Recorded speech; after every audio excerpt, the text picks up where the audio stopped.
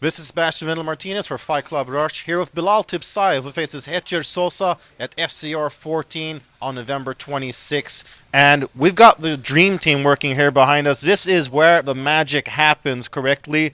How do you feel about the training that you've been getting here at All Stars the latest weeks? And are you working on anything new ahead of this fight? It feels really great to train at my home gym, All Stars. It's nothing new, I always been training in this gym, preparing for all my fights in this gym, so it feels great. And no, I don't have any new like uh, strategies or anything for this fight. Like I train like I always train, and I'm just gonna go in and fight. So yeah, So it's like they say, if it's don't broken, don't fix it, right? exactly. And so you're heading into this fight with Hetjer Sosa. Before this, you had your rematch with Glenn McVeigh. And there was a lot of talk back and forward. It was a rematch. There was controversy in the first fight. There was a lot of things around the fight, right? Here, it's like the exact opposite. The guy, he doesn't really speak English. There's no beef. There's no personal connection. Does it feel a little bit nicer to be able to focus just 100% on the fight? You don't have to think about trash talk. You don't have to think about all these other things. Like no, for me it's the same thing. I don't think about like I never think about how my opponent is gonna react or what he's gonna say. Like I'm always nice to everyone. Like I never have beef with anyone unless they don't have beef with me. And I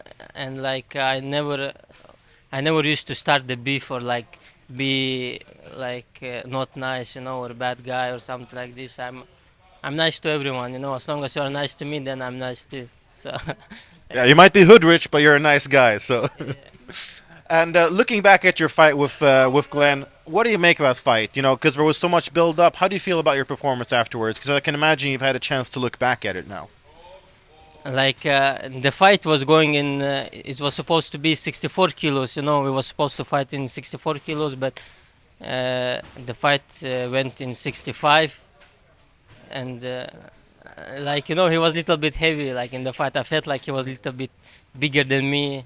But I'm a bantamweight fighter. I always used to fight at 61 kilos. Even though it's hard for me to cut this weight, but this is the part of the game you have to cut your weight. And fight at your own weight division. So yeah. And so looking at this guy you're facing now is a three-time Spanish champion, IMF African bronze medalist, a lot of credentials, a lot of medals. Does that make the fight more exciting for you? That you can almost steal some of that hype. You can steal some of that attention from him. Like no, I think this is the same. Because I don't think about what my opponent have behind his shoulders. Like what he's achieved. Like I've heard that he was three times Spanish champion and that he's been competing in IMF somewhere like European World Championships. But I don't care. I don't think about this stuff. But doesn't that mean more, though? I mean, if you beat a guy who's a champion, it means more than beating a guy who's not a champion, right? Like maybe it looks good on the paper, when you win the fight, like it looks better on your shirt dog. But other than that, like I don't care, what you've been doing and like what medals you have, I don't care.